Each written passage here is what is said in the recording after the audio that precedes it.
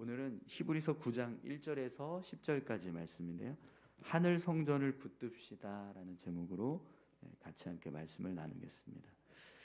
오늘 본문 말씀을 보면 지상의 성소가 가지고 있는 한계에 대해서 설명을 하고 있습니다. 우리가 앞에서도 예수님께서 대제사장직을 수행하실 때 지상 성전이 아니라 하늘 성전에 속해서 그 역할을 감당하고 있다라는 말씀을 나눴었는데요. 그래서 이제 앞에서는 자세하게 다루지 않았지만 지상 성전과 하늘 성전의 차이점이 좀 언급이 되어 있었습니다. 지상 성전은 하늘 성전의 모형이라고 그렇게 말씀을 드리죠. 그림자라고 이렇게 표현되어 있었는데, 그래서 아무리 이 지상에 있는 성전이 귀하게 여겨지고 또 하나님을 예배하는 어떤 거룩한 장소가 된다 할지라도 하늘 성전과 비교할 수 없다라는 것을 오늘 본문에서 말씀하고 있습니다. 그래서 오늘 본문 말씀을 보면 히브리서 기자가 이런 지상 성전의 한계가 무엇인지에 대해서 설명해 주고 있는데요. 우리 1절에서 5절까지 다시 한번 좀 같이 볼까요? 1절부터 5절까지 말씀입니다. 첫 언약에는 섬기는 예법과 세상에 속한 성소가 있더라. 예비한 첫 장막이 있고 그 안에 등잔대와 상과 진설병이 있으니 이는 성소라 일컫고, 또 둘째 휘장 뒤에 있는 장막을 지성소라 일컫나니 금 향로와 사면을 금으로 싼 언약궤가 있고 그 안에 만나를 담은 금 항아리와 아론의 쌍난 지팡이와 언약의 돌판들이 있고 그 위에 속죄소를 덮는 영광의 그룹들이 있으니 이것들에 관하여는 이제 낱낱이 말할 수 없노라. 아멘.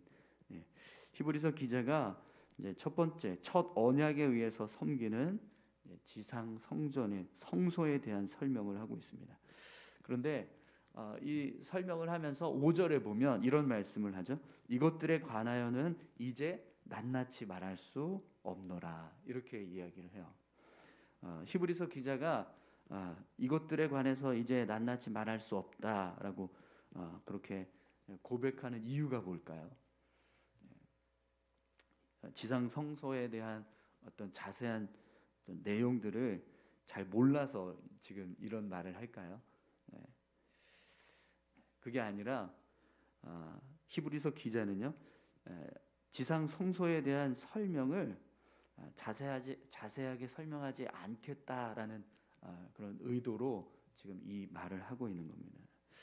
사실 여러분, 우리가 상반기에 출애굽기 말씀을 같이 함께 살펴봤기 때문에 출애굽기 말씀을 보면서 이 성소를 만드는 과정들을 우리가 같이 함께 살펴봤죠. 그때 기억나십니까? 네, 성소의 이 모양이나 또 재료들, 또 기구들 하나하나에는 다 어떤 영적인 의미들이 담겨져 있었다라고 그렇게 말씀을 나눴었죠. 그래서 그냥 성소에 관한 이야기만 해도 거의 한 주간, 적어도 한 주간은 설교할 수 있을 만큼의 그런 이제 영적인 의미들이 성소 안에 담겨져 있었습니다.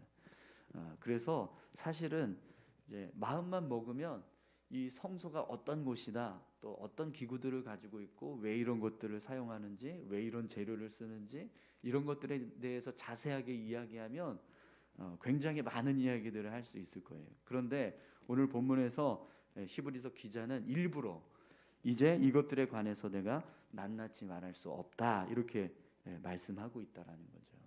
그럼 왜 그렇게 이야기할까요? 히브리서 기자가 정말 그냥 이런 성소에 관한 지식이 부족해서 그럴까요? 그렇지 않습니다. 사실 지금 우리가 지상 성전에서 예배를 드리고 있지만 우리는요 이미 하늘 성전에 속한 사람들입니다. 네, 아멘이신가요? 네, 우리가 이 땅에서 이제 성전에서 예배를 드리고 있지만 우리가 드리고 있는 예배는 어디로 드려지죠? 하늘에 있는 하늘 성전으로 올라가는 거잖아요.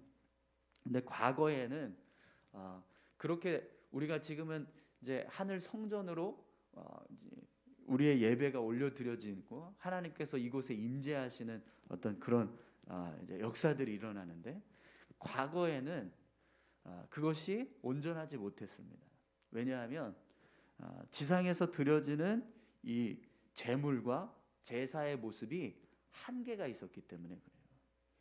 그래서 하나님께서 그 한계점을 극복하기 위해서 예수님을 이 땅에 보내주신 겁니다. 그래서 앞에서 우리가 계속해서 예수님이 드리는 제사와 예물의 차이점에 대해서 계속 말씀을 나눴잖아요. 지상 성소가 가지고 있는 그런 모습들이 이제는 우리에게 중요하지 않다라는 거예요. 오히려 우리가 중요하게 생각해야 되는 성소는 바로 하늘 성소라는 거죠. 그렇기 때문에 이제는 지상 성소에 대해서 그렇게 낱낱이 말하지 않겠다, 이렇게 지금 이야기하고 있다는 겁니다. 그러면 지상 성소가 가지고 있는 어떤 그런 가치와 의미들, 이것들이 우리에게 중요하지 않다면 하늘 성소가 가지고 있는 그 의미들이 어떻게 우리에게 더 중요한가, 왜 그것이 더 중요해져야 하는가, 오늘 말씀을 다시 한번 쭉 함께 살펴보겠습니다. 6절에서 8절까지의 말씀을 한번 보시죠. 이 모든 것을 이같이 예비하였으니 제사장들이 항상 첫 장막에 들어가 섬기는 예식을 행하고, 오직 둘째 장막은 대제사장이 홀로 1년에 한 번 들어가되 자기와 백성의 허물을 위하여 드리는 피 없이는 아니하나니, 성령이 이로써 보이신 것은 첫 장막이 서 있을 동안에는 성소에 들어가는 길이 아직 나타나지 아니한 것이라. 아멘. 지상 성소의 특징을 지금 이야기하는데요. 성소와 지성소로 이렇게 구분이 되어 있죠. 그런데 성소는 제사장들이 얼마든지 들어갈 수 있습니다. 하지만 지성소는 대제사장만 들어가게 되어 있어요. 그것도 1년에 한 번씩 짐승의 속죄 피를 흘려서 속죄의 의식을 행하고 이 지성소로 들어가게 돼요. 그래서 대제사장이 자기를 위한 속죄제를 드리고, 그리고 백성들을 위한 속죄 제사를 드립니다. 1년에 한 번씩 이제 대제사장이 그 역할을 하는 거거든요. 그래서 성소와 지성소는, 일단 성소는 그래도 뭐 이제 대제사장뿐만 아니라 그냥 일반 제사장들도 들어갈 수 있는 장소가 되지만, 대신에 일반 백성은 못 들어갔어요. 그리고 지성소는 그것도 제사장들 중에서도 대제사장만 들어갈 수 있었습니다. 그래서 이 성소와 지성소에 들어갈 수 있는 자격이 없으면 아무나 함부로 들어갈 수 없는 곳이 바로 지상 성전이 가지고 있는 한계점이었어요. 그런데 여러분, 지금 우리는 어떻게 하죠? 예배드리는 데 있어서, 성전에 들어가는 데 있어서 누가 막는 일이 있습니까? 당신은 예배 못 들어, 성전에 못 들어옵니다, 이렇게 막는 일이 있나요? 네, 그렇지 않잖아요. 그죠? 우리는 다 이제 성전에 자유롭게 들어올 수 있고 언제든지 예배할 수 있습니다. 뿐만 아니라 이 지성소가 가지고 있는 특징 중에 하나가 뭐죠? 하나님의 임재의 장소잖아요. 네, 그 법궤 위에 있는 속죄소에 하나님께서 임하십니다. 네, 지금은 여러분 어떻게 우리가 예배할 때 어떻죠? 각 사람에게 하나님께서 임하시고, 어느 곳에서든지 하나님을 예배할 때 그곳에 두세 사람이 내 이름으로 모이는 곳에는 나도 그들과 함께 하겠다라고 말씀하신 것처럼 하나님께서 항상 함께 하신단 말이죠. 네. 성전뿐만 아니라 예수님의 이름으로 모여서 예배하는 곳이면 그곳이 어디든 하나님이 임재하시는 거룩한 성소가 된다라는 거예요. 네. 그래서 지상 성소와 하늘 성소의 차이점은요, 지상 성소는 들어가는 자격이 있어야지만 들어갈 수 있지만, 하늘 성소는 물론 하늘 성소도 들어갈 수 있는 자격이 주어져야지만 들어갈 수 있습니다. 그 자격이 뭐죠? 예수 믿는, 제사장이 되고 대제사장이 되는 어떤 신분적인 그런 직분이 아니라 예수 그리스도를 믿는 믿음만 있으면 들어갈 수 있는 장소가 된다는 겁니다. 이렇게 지상 성소와 하늘 성소의 이런 차이점이 있습니다.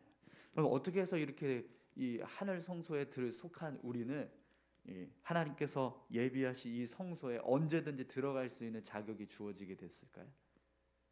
예수님 십자가에 달리셨을 때 어떤 사건이 있었죠? 성소의 휘장이 찢어졌잖아요. 그죠? 기억나십니까? 네. 성소의 휘장이 지성소와 성소를 이렇게 막는 휘장이 찢어졌어요. 그 이유가 뭐냐면 이제부터는 예수 그리스도를 통해서 우리가 지성소 안으로 얼마든지 들어갈 수 있다. 하나님을 온전하게 만날 수 있다. 이걸 의미하는 겁니다. 그래서 오늘 본문에서 성령께서 이 지성소를 들어가는 길을 나타내 주시기 이전에 그 모습에 대해서 지금 이제 이야기했던 거예요. 여러분 8절 말씀을 다시 한번 보십시오. 성령이 이로써 보이신 것은 첫 장막이 서 있을 동안에는 성소에 들어가는 길이 아직 나타나지 아니한 것이라. 그러니까 이전 지상 성소의 모습의 한계점이 뭐냐면 아무나 들어갈 수 없는 곳입니다. 그런데 예수 그리스도께서 이 땅에서 십자가에 달리셨던 사건을 통해서 지성소를 가리고 있던 휘장이 찢어지는 역사가 있었죠. 그것을 통해서 성령이 우리가 이제는 하나님 앞에 얼마든지 나아갈 수 있게 하시는 은혜를 허락하신 거예요. 근데 그 은혜가 허락되기 이전에 지상의 성소의 모습을 지금 오늘 히브리서 기자가 이제 설명하는 겁니다. 이런 한계가 있다라는 거예요. 또 여러분 지상 성소가 가지고 있는 한계점에 대해서 우리 9절과 10절 함께 보겠습니다.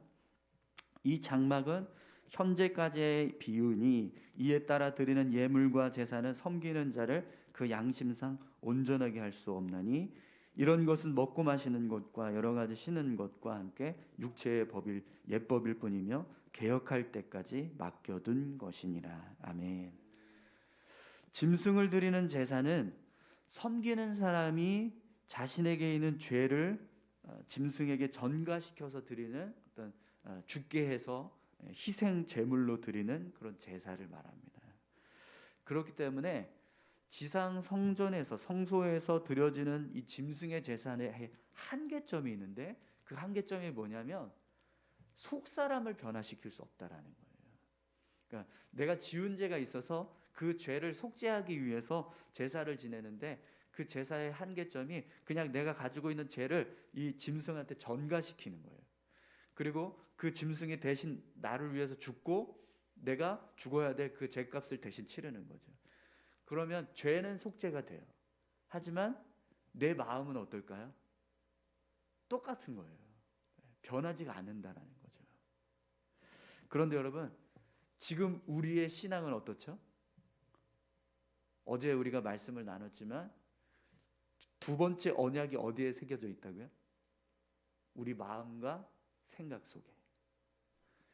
우리의 신앙, 지금 우리가 가지고 있는 신앙은요, 겉으로 변화되는 신앙이 아니라 속 사람이 변화되는 신앙을 말하는 겁니다.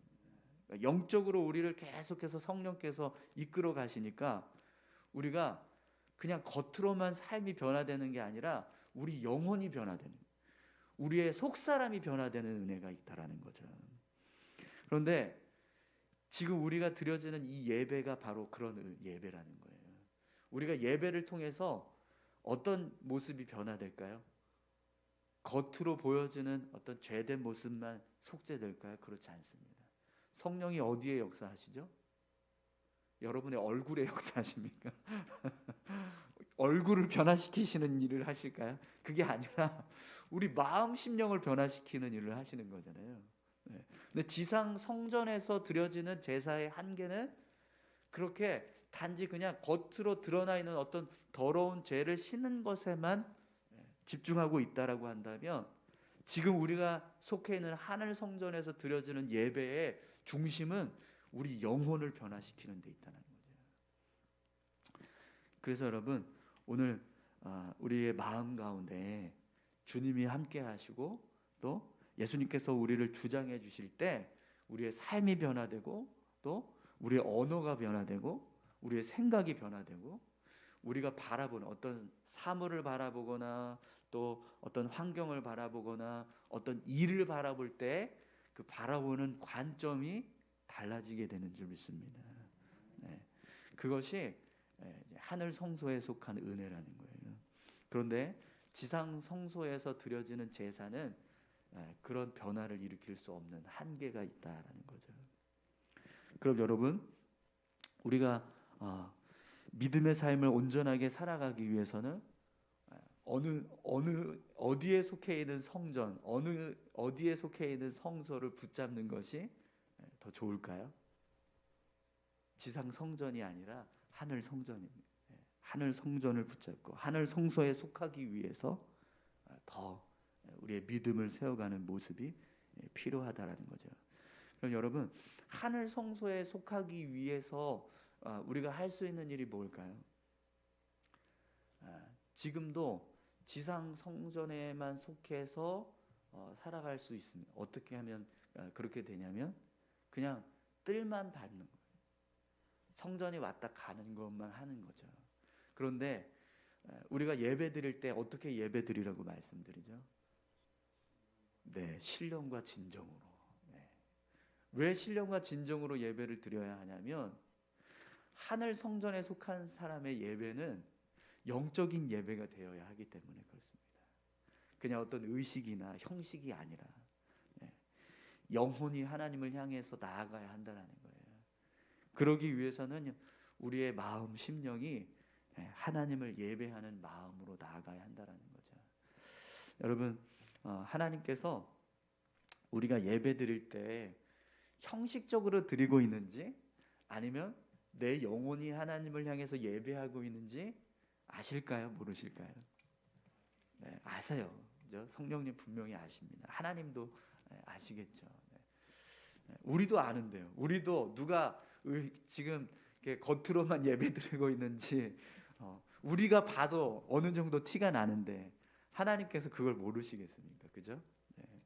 그것처럼 우리의 마음이 하나님을 예배하고 사모하는 마음이 있고 또 내가 영적으로 깨어서 하나님을 예배하고자 하는 그런 모습이 있을 때 분명 하나님은 아십니다. 그리고 그 예배를 하나님이 받으신다는 거죠.